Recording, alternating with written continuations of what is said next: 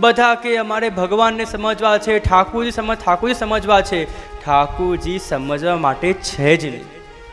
પૂજ્ય તાજજીનો પ્રસંગ આવે કે પરમ પૂજ્ય ગોસ્વામી 108 રાજેશ કુમારજી મહારાજ શ્રી ગઢી અમદાવાદ, આપ શ્રી અમદાવાદ વલ્લભધામ હવેલીમાં બિરાજી રહ્યા હતા. અને એ સમયે હું પણ ત્યાં સાથે હતો. અને બે યુવાન વૈષ્ણવ આવ્યા. અને એ યુવાન વૈષ્ણવ આવીને તાજજીને પ્રશ્ન કર્યો કે જે મારે ભગવાનને સમજવા છે, આપ ભગવાનની વ્યાખ્યા કરો કે ભગવાનની વ્યાખ્યા થાય કેવી રીતે. મને પણ બહુ રસ પડ્યો કે અનેક શાસ્ત્ર છે, અનેક ગ્રંથ છે, અનેક ઉપનિષદો છે. વેદ દ્વારા, સ્તુતિઓ દ્વારા, અનેક પ્રકાર દ્વારા ભગવાનની વ્યાખ્યા થઈ શકે છે. તો તાજજી ભગવાનની વ્યાખ્યા કરશે કેવી રીતે? તો તાજજીએ કહ્યું કે બેટા, તમારો પ્રશ્ન બહુ સારો છે કે ભગવાનની વ્યાખ્યા શું. અનેક વિદ્વાનો, અનેક શાસ્ત્રીઓજીઓએ, અનેક મોટા જ્ઞાનીઓએ ભગવાનની વ્યાખ્યા કરી છે. પણ જો તને સાચું કહું કે હા જે આપ આજ્ઞા કરો, કે આપણા જે ભગવાન છે એ ભગવાન વ્યાખ્યા કરવા માટે નહીં, ભગવાન તો અનુભવ કરવા માટે છે. કે જ્યાર સુધી પ્રભુની સેવા ના કરીએ, જ્યાર સુધી પ્રભુને ઘરે ના પધરાવીએ, જ્યાર સુધી પ્રભુને લાલ ના લડાવીએ, ત્યાં સુધી પ્રભુ કોણ છે એ આપણે સમજી જ ના શકીએ.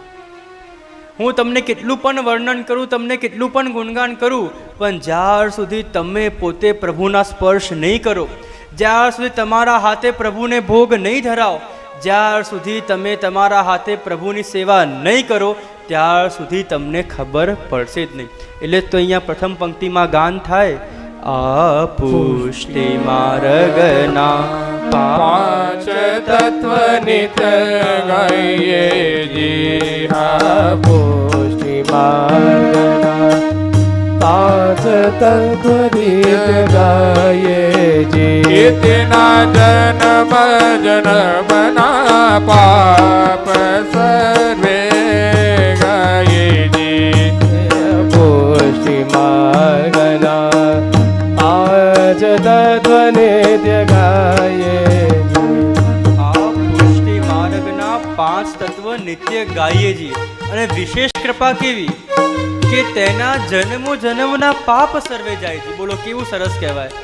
તમારે કંઈ જ કરવાનું નથી, ખાલી આ 5 તત્વના ધોળનું જે વૈષ્ણવ નિત્ય ગાન કરે એના જન્મોના પાપ જતા રહે. બોલો આવી કૃપા પુષ્ટિ માર્ગ સિવાય કયા માર્ગમાં છે?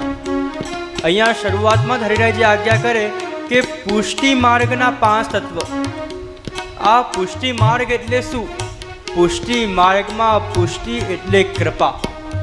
કે કૃપા વગર તો પુષ્ટિ માર્ગમાં કંઈ થતું જ નથી. જીવ પર કૃપા થાય, વૈષ્ણવ પર કૃપા થાય, અનેક ભક્તો પર કૃપા થાય. અને કેવી કૃપા કે જે પ્રભુ જે સ્વરૂપ આખા જગતને જગાડે છે, તમને એમને જગાડવાનો અવસર પ્રાપ્ત થાય છે. જે પ્રભુ, જે ભગવાન આખા વિશ્વને ખવડાવે છે, આખા વિશ્વનું પેટ ભરે છે, તમને એમને અરોગાવાનો અવસર પ્રાપ્ત થાય છે. જે પ્રભુ આખા વિશ્વનું ધ્યાન રાખે છે, આખા વિશ્વને સાચવે છે, તમને એમનું ધ્યાન રાખવાનો અવસર પ્રાપ્ત થાય છે. જે કૃપા તો પુષ્ટિ માર્ગમાં થઈ છે, એ કૃપા તો અન્ય ક્યાંય થઈ જ નથી. અન્ય માર્ગોમાં, મર્યાદા માર્ગોમાં અનેક સંપ્રદાય, અનેક માર્ગો છે. આપણે પૂજાની થાળી લઈને મંદિરમાં જવું પડે, ત્યાં જઈને આરતી કરવી પડે, ત્યાં જઈને સેવા કરવી પડે, ત્યાં જઈને દર્શન કરવા પડે. પુષ્ટિ માર્ગ એક એવો માર્ગ છે કે આપણે મંદિરમાં જવું નથી પડતું, પણ મંદિરમાં બિરાજતા પૂર્ણ પુરુષોત્તમ વૈષ્ણવના ઘરે પધારે છે અને આપણી સેવા સ્વીકારે છે. મર્યાદામાં તો કૃપા થાય ના થાય કંઈ જ નક્કી નથી, કોઈ ગેરંટી, કોઈ કન્ફર્મેશન છે જ નહીં. પુષ્ટિ માર્ગ એવો માર્ગ છે કે જ્યાં વલ્લભ વચન આપે છે કે તમે પુષ્ટિ માર્ગમાં આવ્યા તો કૃપા થશે ને થશે જ. આ કૃપા માર્ગ છે. તમે વિચારો કે મર્યાદા માર્ગમાં જ્યારે આરતી થાય તો એ લોકો આરતી કેવી રીતે કરે? આમ કરે, આમ ગોળ ફેરવે, પછી આગળ લે, પાછળ લે, આગળ લે, પાછળ લે. એ લોકો ગોળ ફેરવતા જ નથી, આગળ પાછળ કરે. આપણે પુષ્ટિ માર્ગમાં આરતી આખી ફેરવીએ, આપણે પાછળ લેતા નથી. આના પાછળનું પણ બહુ મોટું રહસ્ય છે. એ ક્યારે ખબર પડે કે જ્યારે આવી રીતે કથા પ્રવચનોમાં આવીએ ને તો નાની નાની વાત સમજવા મળે. મર્યાદા માર્ગમાં એ લોકો આરતી આગળ પાછળ કેમ કરે છે કે એમનામાં કૃપા નિશ્ચિંત નથી. કૃપા થશે નહીં થાય, કૃપા થશે નહીં થાય, કૃપા થશે નહીં થાય. અને પુષ્ટિ માર્ગમાં કૃપા થશે થશે ને થશે. આપણા ત્યાં તો કન્ફર્મેશન છે કે એક વખત જે જીવે વલ્લભનો હાથ પકડ્યો, એક વખત જે જીવે ઠાકુરજીના ચરણ પકડ્યા, એ જીવના ઉપર તો કૃપા થવાની જ છે. આવો કૃપા માર્ગ છે. હું તમને મારા પોતાના અનુભવો કહું કે પુષ્ટિ ભક્તિ માર્ગમાં ઠાકુરજી આજે પણ એટલા પ્રગટ બિરાજી રહ્યા છે. જીવને એવા અનેક અનુભવો કરાવે કે આપણને થાય કે ઠાકુરજી કેટલા કૃપાલુ છે. જો એક વખત ઠાકુરજી નિશ્ચય કરી લે ને, નિશ્ચિંત કરે ને કે મારે આ જીવ પર કૃપા કરવી છે, તો ઠાકુરજીને કોઈ રોકી શકતું નથી. જીવ પર કૃપા કરવી હોય, ઠાકુરજીના મનમાં આવી જાય તો એન કેન પ્રકારે ઠાકુરજી જીવ પર કૃપા કરે જ છે. હું તમને મારો પોતાનો પ્રસંગ કહું. હમણાં 2 મહિના પહેલાંની વાત છે. જ્યારે હું અમેરિકા બિરાજી રહ્યો હતો અને એ સમયે ત્યાં એક સિટી છે ફિનિક્સ નામની. એ ફિનિક્સમાં મારો મુકામ હતું. સાંજે પ્રવચન હતું અને પ્રવચન બાદ ઘણા બધા વૈષ્ણવ યુવાનો મને મળ્યા અને એમાંથી એક વૈષ્ણવે મને વિનંતી કરી કે જે છેલ્લા ઘણા સમયથી ઠાકુરજી ઘરમાં બિરાજે છે, પણ એમ ઠાકુરજીની સેવા કરીએ. પણ આજે જ્યારે આપના પ્રવચન શ્રવણ કર્યા, મનમાં એવી પ્રેરણા થઈ છે કે હવે એમને એમ સેવા નથી કરવી, ઠાકુરજીને પુષ્ટ કરાવીને સેવા કરવી છે. આપ આજ્ઞા આપો. તો ત્યારે મેં એમને આજ્ઞા આપી કે બીજા દિવસે મારી ફિનિક્સથી એટલાન્ટાની ફ્લાઇટ હતી, જે બપોરના 1 વાગ્યાની હતી. અને 1 વાગ્યાની ફ્લાઇટ હોય, 10 વાગે નીકળવું પડે, તો મેં એ વૈષ્ણવને સવારે 8 વાગ્યાનો સમય આપ્યો કે તમે સવારે 8 વાગે આવજો, હું તમારા ઠાકુરજી સેવ્ય કરીશ, પુષ્ટ કરીશ અને પછી હું મારા ફ્લાઇટમાં આગળ પધારીશ. રાત્રે મુકામ પર પધાર્યા. એમને એમ વાર્તાલાપ ચર્ચા થઈ રહી હતી. એવામાં અમને અમારા એરલાઇનમાંથી મેલ આવ્યો કે તમારી જે ફ્લાઇટ આવતીકાલે બપોરે 1 વાગે હતી, એ ફ્લાઇટ હવે સવારે 8 વાગે ઉપડશે. હવે રાત્રે 11 વાગ્યાની વાત.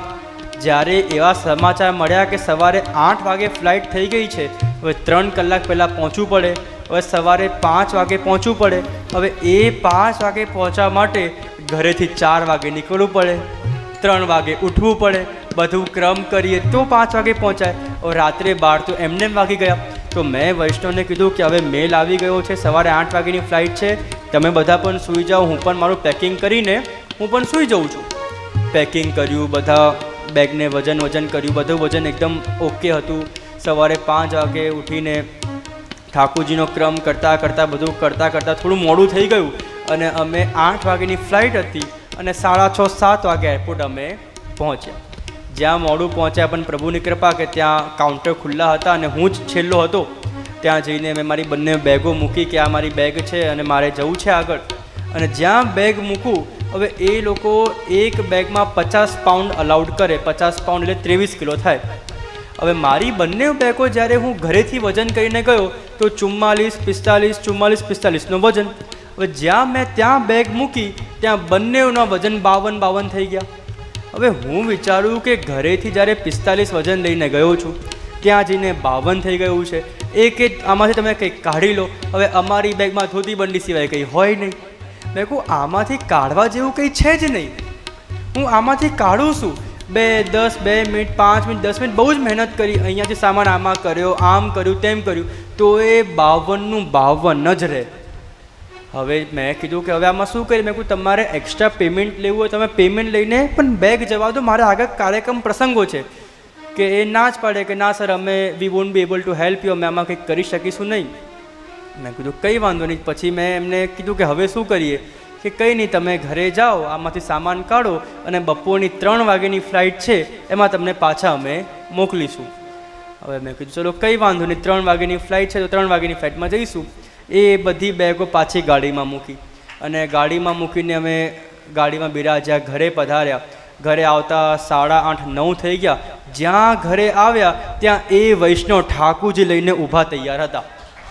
આ દોડધામમાં ઉતાવળમાં એ વૈષ્ણવને ફોન કરવાનું જ ભૂલી ગયા કે અમારી ફ્લાઇટ વહેલી થઈ ગઈ છે, તમે આવશો નહીં. અને જ્યાં એ વૈષ્ણવ દેખાયા અને જ્યાં ઠાકુરજીના દર્શન થયા, મેં કીધું હવે તો સૌથી પહેલાં ઠાકુરજીનો જ ક્રમ કરીશું. જઈને તરત અપરસ કરી ઠાકુરજીને સેવ્ય કર્યા, પુષ્ટ કર્યા, ઠાકુરજીનો ક્રમ કર્યો. અને એ બેગોને ગાડીમાં જ રાખી કે હવે આમાંથી કંઈ કાઢવા જેવું છે જ નહીં, આમાંથી શું ફેરફાર કરવું. એ બેગોને ગાડીમાં જ રાખી અને જ્યારે 1 વાગે ફરીથી એરપોર્ટ ગયા અને એવીની એવી જ બેગ જ્યારે પાછી વજનના કાંટા પર મૂકી તો 44-45 પાછું વજન થઈ ગયું. વિચારો, એ ઠાકુરજીને એ વૈષ્ણવની સેવા સ્વીકારવી હતી તો મને એરપોર્ટથી પાછો બોલાયો. અને એ વૈષ્ણવના ઠાકુરજી પુષ્ટ થયા, પ્રગટ થયા, સેવ્ય થયા. અને પછી જ્યારે હું બેગ લઈને પાછો ગયો તો પ્રભુ કૃપાથી એકદમ ઇઝીલી હું અંદર પહોંચી ગયો. તો આપણો પુષ્ટિ માર્ગ એવો કૃપા માર્ગ છે કે ઠાકુરજીને જ્યારે સાચે જીવ પર કૃપા કરવી હોય છે ને તો ગમે તે પ્રકાર દ્વારા જીવ પર કૃપા થઈ જ જાય છે. અને એક વસ્તુ તો એવી સમજવી કે આપણે કહીએ ને કે પ્રભુ કૃપા કરશે, પ્રભુ કૃપા કરશે, પ્રભુ કૃપા કરશે. અરે પ્રભુએ કૃપા કરી છે તો જ તમે પુષ્ટિ માર્ગમાં આવ્યા છો.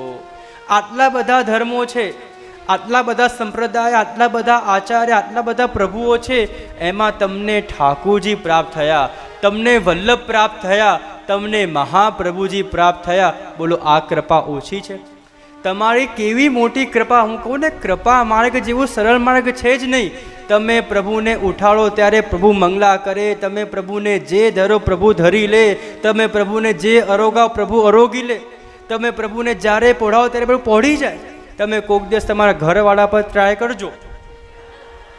તમારા ઘરવાળા નિત્ય સવારે 8 વાગે ઉઠતા હોય ને, કોઈક દિવસ એમને 6 વાગે ઉઠાડજો અને પછી જોજો ઘરમાં કેવી ધમાડ થાય છે કે અરે હજુ આટલી વહેલા કેમ ઉઠાડે છે.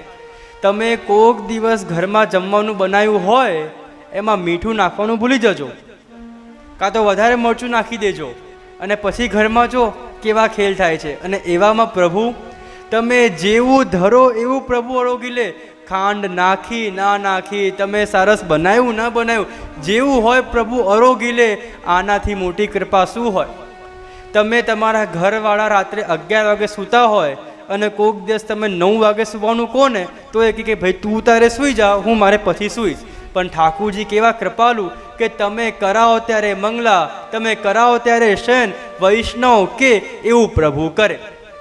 જો આપણે કહીએ ને કે આપણે બધા પ્રભુના આધીન છીએ, પણ આપણો પુષ્ટિ માર્ગમાં તો કેવું છે કે પ્રભુ ભક્તોના આધીન છે. ભક્ત કરે એવું પ્રભુ કહે છે, ભક્ત કરે એવું પ્રભુ સ્વીકારે છે. આપણો પુષ્ટિ માર્ગ તો ખૂબ કૃપા માર્ગ છે. અને અહીંયા શ્રી હરિરાયજી એવી સુંદર આજ્ઞા કરે છે કે જે પુષ્ટિ ભક્તિ માર્ગના આ પંચ તત્વોનું નિત્ય ગાન કરે. જો અહીંયા સાંભળવાની વાત નથી થઈ, અહીંયા કહેવાની વાત નથી થઈ, અહીંયા નિત્ય ગાન કરવાની વાત થઈ છે કે જે આ પંચ તત્વનું નિત્ય ગાન કરશે એના જન્મો જન્મના સર્વે પાપ દૂર થઈ જશે. આપણને સૌથી મોટી ચિંતા શું હોય કે આપણે આટલા બધા પાપ કર્યા, એ પાપ માટે શું કરીશું? જો હમણાં મહાકુંભ થયો, 144 વર્ષે 145 વર્ષે એક વખત આવે, જીવનકાળમાં એક વખત આપણો વારો આવે, એમાં પ્રભુની કૃપા હોય તો નંબર લાગે, બાકી નંબર ના લાગે. તો એવામાં આટલા બધા પાપનું કરવાનું શું? તો હરિરાયજી કે નિત્ય આ ધોલનું ગાન કરીએ તો આપણા આ જન્મ નહીં પણ જન્મો જન્મના પાપ સર્વે જાયજી. તો આવો આપણે આપણા પ્રથમ તત્વ જે શ્રી ગોવર્ધનનાથજી છે એમનું સુંદર ગાન કરીને આપણે એમનામાં પ્રવેશ કરીએ. શ્રીજી શ્રી નવનીત પ્રિયા સુખકારી, શ્રીજી શ્રી નવનીત પ્રિયા સુખકારી. અરે શ્રીજી શ્રી નવનીત પ્રિયા સુખકારી. શ્રીજી શ્રી નવનીત પ્રિયા પ્રિયા સુખકારી જી આ પુષ્ટિ માર્ગના પાંચ તત્વ નિત્ય ગાઈએ જી આ પુષ્ટિ માર્ગના પાંચ તત્વ નિત્ય ગાઈએ